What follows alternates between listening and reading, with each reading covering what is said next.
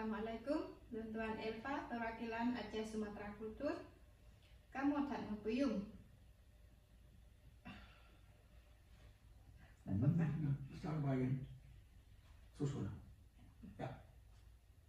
Assalamualaikum, Tuan Elfa, perwakilan Aceh Sumatera Kultur.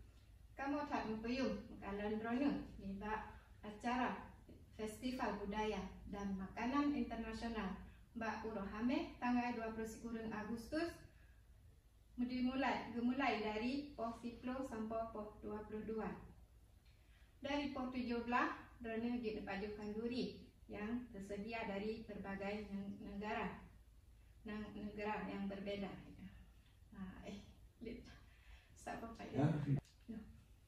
Assalamualaikum, Tuan Elfa, perwakilan Aceh Sumatera Kultur.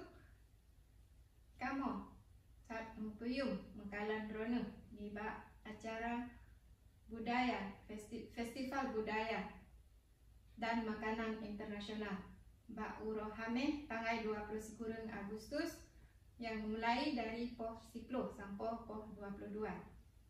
Dan dari poh 17 drone pajukan duri yang tersedia dari berbagai negara yang berbeda dan beserta dengan hiburan dari negara yang berbeda. Dan waktu yang sabansir tempat lapak petani yang berpulau.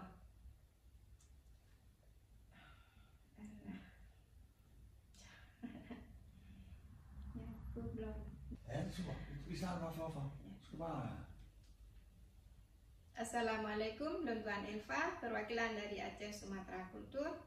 Kamu tak mempuyung ke drone yang mijak acara Festival Budaya dan Makanan Internasional Mbak Urohame tanggal 29 Agustus yang dimulai dari poh 10 sampai poh 22. Dan poh 17 drone pajukan duri yang tersedia dari berbagai negara dan beserta dengan hiburan. Watan yang na tempat lapak ke petani lokal yang berpulau dabah atau langsung dari dalam kebun. Bek tua nijak nekalan dan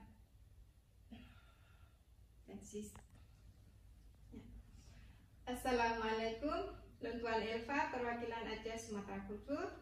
Kamu tak mempuyung ke drone yang mijak acara Festival Budaya dan Makanan Internasional Mbak Urohame tanggal 29 Agustus dari poh 10 sampai poh 22. Dan poh 17 drone pajuh makanan yang tersedia dari berbagai negara yang berbeda, disertai dengan hiburan dari berbagai negara yang berbeda. Dan nasyid tersedia lapak ke petani lokal yang berpulau dabah dari dalam kebun. Bek tua nijak nekalan dan bek tua nijak ke sawa dan nekalan berbagai acara di Kota Os. Wassalam. Assalamualaikum.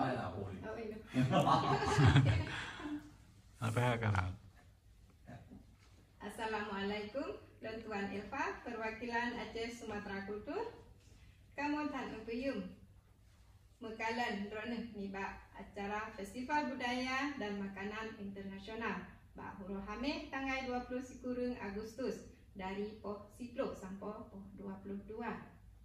Dan poh 17 drone nijak pajukan duri yang tersedia dari berbagai negara dan beserta dengan hiburan dari berbagai negara syid.